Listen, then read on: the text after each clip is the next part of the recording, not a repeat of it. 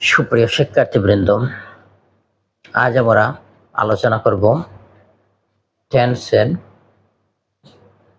নিয়ে। আজ আমরা আলোচনা করব present continuous tense. Present continuous tense হলো বর্তমান সময়ে কোনো কাজ চলছে বোঝালে তাকে প্রেজেন্ট কন্টিনিউয়াস টেন্স বলে। বর্তমান সময়ে কোনো কাজ চলতেছে বোঝালে তাকে প্রেজেন্ট কন্টিনিউয়াস টেন্স বলে। প্রেজেন্ট কন্টিনিউয়াস টেন্সের গঠন প্রণালীর মধ্যে হচ্ছে, আমরা জানি যে প্রথমে সাবজেক্ট হবে, মানে কর্তা যিনি কাজ করেন। এরপর সাহায্যকারী ভার্ব হবে, যাকে অক্সিলারি ভার্ব বলে অনেকে, ইংরেজিতে অক্সিলারি ভার্ব, বাংলায় সাহায্যকারী ভার্ব। সাহায্যকারী ভার্ব হবে এম, ইজ, আর। এরপর মূল ভার্ব হবে, মূল ভার্বের প্রেজেন্ট রূপ হবে, মূল ভার্বের সাথে আইএনজি যোগ হবে, এরপর অবজেক্ট হবে। এটা হচ্ছে প্রেজেন্ট কন্টিনিউয়াস টেন্স। বর্তমান সময়ে কোনো কাজ চলছে বোঝালে তাকে প্রেজেন্ট কন্টিনিউয়াস টেন্স বলে।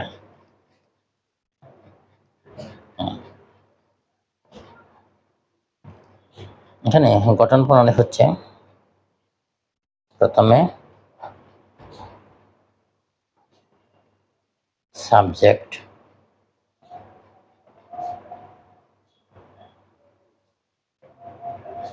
বসবে,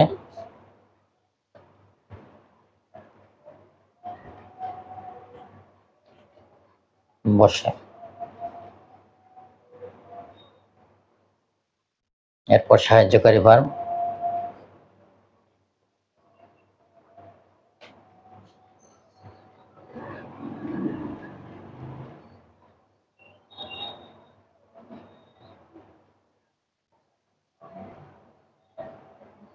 M, is, are. Am, is অথবা আর বসবে।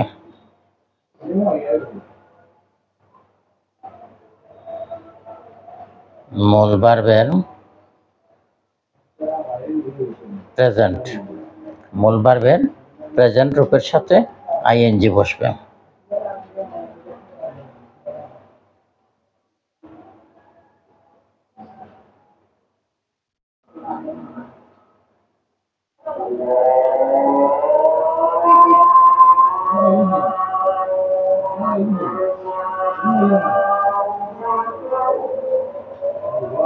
আইএনজি যোগ হবে, এরপর অবজেক্ট বসবে, এরপর অবজেক্ট,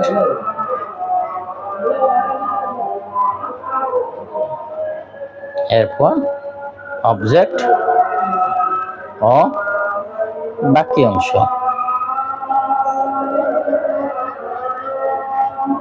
বসবে।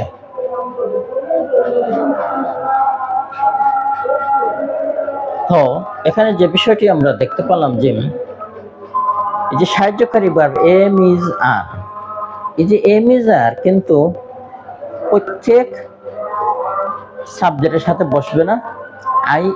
আই থাকলে আই এর সাথে এম হবে, হি, সি অথবা কোনো নাম থাকলে তার সাথে ইজ হবে, এবং দে, উই, ইউ এগুলোর সাথে আর হবে। তো এখন আমরা প্রেজেন্ট কন্টিনিউয়াস টেন্সের একটি উদাহরণ দেখব।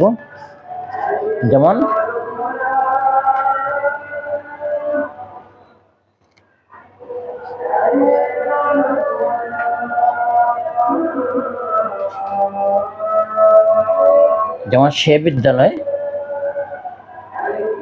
যাচ্ছে বা যাইতেছে। সে বিদ্যালয়ে যাইতেছে।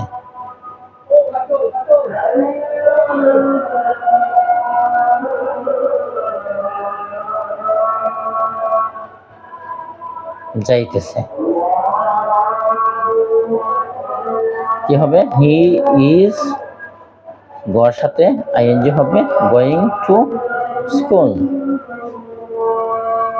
এখানে হি হচ্ছে সাবজেক্ট, ইজ সাহায্যকারী ভার্ব, গো মূল ভার্ব, মূল ভার্বের সাথে আইএনজি যোগ হয়েছে, এবং এগুলো হচ্ছে অবজেক্টের বাকি অংশ। যাই হোক, আশা করি তোমরা প্রেজেন্ট কন্টিনিউয়াস টেন্সটি খুব ভালোভাবে বুঝতে পেরেছো।